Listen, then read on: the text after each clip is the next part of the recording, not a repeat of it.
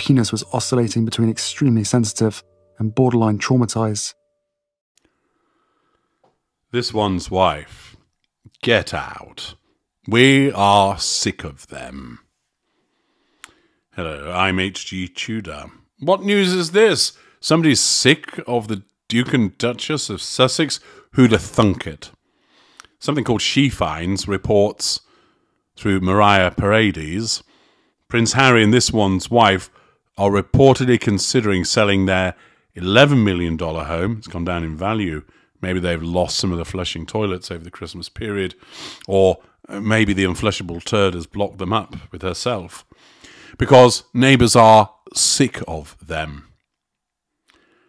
I shouldn't imagine, actually, that this one's wife would necessarily want to sell up just because the neighbours are sick of her, because her haughtiness would basically tell her to say, fuck you to them. Although, of course, she manages a facade externally, behind closed doors there is that ignited fury, both cold and heated, which exists with a middle mid-ranger, such as this one's wife, whereby the tantrums, as I explained in her huge tantrums, parts passim, will manifest. And she would undoubtedly smear the neighbours, complaining about them to Harry. But what is it that's being stated? Well, 2024 apparently has not got off to the best start for Prince Harry and this one's wife, as they are reportedly considering selling their $11 million home in Montecito, California, and moving to a smaller property in a different area because their neighbours are getting sick of them. Now, as I just mentioned, I find it hard to believe that this one's wife would move just because the neighbours don't like them.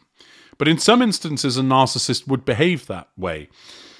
But it would need there to be a general exposure of their behaviours in a small area. So take, for example, a village or a small town where the poor behaviours of the narcissist have been broadcast to all and sundry, exposing the individual as a womanizer or as a thief or as an abuser, and that many people accept that information.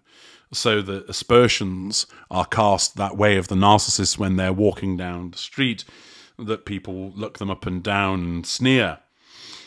The narcissist, whilst many aren't able to read the room, is not going to be oblivious to the negative fuel and of a challenge variety that is being issued towards them. And where so many appliances have turned against the narcissist as a consequence of their exposure, in such circumstances, because the narcissist, one, can't assert control over them directly, two, is unable to do so indirectly because they haven't got anybody sympathetic to them that they can complain to, that therefore they would be forced to withdraw, which would mean staying out of the way. But this isn't a long-term solution, because withdrawing to nullify the threat to control posed by all of the various residents of a particular place would mean that the narcissist would become starved of fuel. And the narcissism recognises that. And therefore, in the circumstances, it would force the narcissist to up sticks and go and move somewhere else. In a city, this isn't such a problem, because it's unlikely that the relevant victim or victims are able to sufficiently broadcast to a wide enough number of people for there to be near wholesale condemnation of the narcissist. The narcissist can just go and find new victims and new groups away from the existing ones within a city, meaning that they don't have to move. But where it's a smaller place of population, village, for example, or a small town where everybody knows one another's business, if there is sufficient exposure by one or more victims of the narcissist as to the narcissist's poor behaviour, so that many of the residents become aware of this and that they show social disapproval of the narcissist's conduct, that can be sufficient to force the narcissist to move away. They'll just move to another town, another village, and start all over again there. But they are forced to withdrawal because they're facing repeated daily threats to control as a consequence of the exposure that has occurred. Returning to the issue of this one's wife, It's not like the whole of Monty Shit Show will necessarily know about all of the poor behaviours, but she is well known internationally, of course, and therefore virtually every resident will know about her. I suspect many are indifferent to her. They just simply think, yeah, well, she lives there, and so what? And ultimately, because she doesn't always spend time in the community, namely, she goes into Los Angeles, she jumps on a private jet and goes elsewhere, that she's got her cronies that she deals with.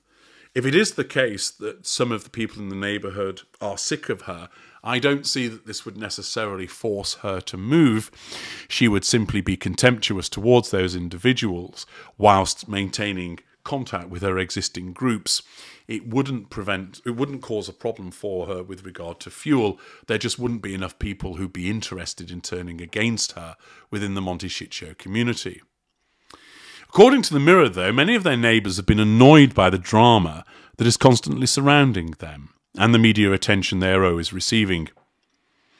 Harry and this one's wife live down the street, but in a considerably pricier spot, though nobody around here is exactly living in cardboard boxes. Since we never see them, local tolerance seems to mirror USA tolerance in general, Barry Maher, a PR and communication expert who lives near the Sussexes, told the Mirror. People who like them seem to have an unlimited tolerance no matter what they do, somehow tied to the handsome prince falls for commoner fairy tale. Thus, it's being explained that they do still have cronies within her fuel matrix, which are supportive. Everyone else is either unimpressed by the travelling soap opera, in effect indifferent to her, or is just sick of hearing about them, he added. It's no secret that the Duke and Duchess of Sussex have been looking at other properties in other parts of California over the past year, with several reports suggesting that they wanted to move to Malibu. The move to Malibu is reportedly integral to this one's wife's Hollywood relaunch. Yes, that again. In recent weeks, they've been looking for specific properties, private enclaves away from prying eyes, a source reportedly told The Express back in November. The word is they are now settled on a specific spot and have the realtor sworn to secrecy. It's been very much under the radar because the pair are so adamant to keep their home private. They do not want a circus around this. This one's wife's friends and contacts from her Hollywood days, not that she actually had any, have been supportive in aiding them in their hunt. There is still some working out to do about whether they will move full-time or split it, with Monty Shit Show, the insider added. Also, at the end of last year, there were reports that Prince Harry wanted to sabotage their potential move to Malibu, as he's become enamoured with the Big Apple instead. According to the Mirror, an insider told Heat magazine that Prince Harry enjoyed the fast-paced, the culture and social scene, all about the car chases, in New York. Additionally, the source noted how it would be much easier for the father of two to visit the UK if they lived in New York, as a flight to London takes 8 hours compared to the 11 hours it takes from Malibu.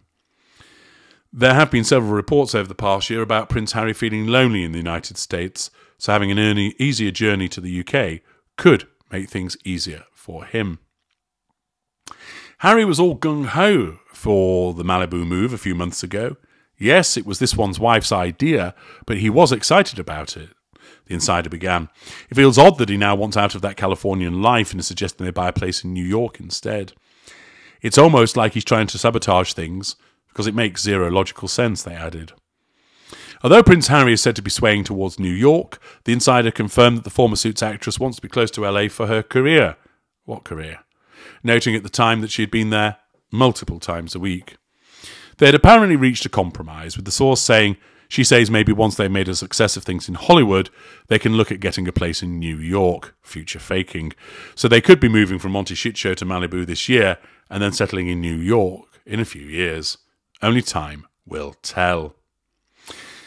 This is once again the PR machine keeping them in the public eye by talking about where they might move to, and thrown in with some suggestion that they're not liked by their neighbours. It does give me an opportunity to explain to you how a narcissist may well react to the environment within which they find themselves being hostile to them, as part of continuing your understanding of narcissism. I'm H.G. Tudor.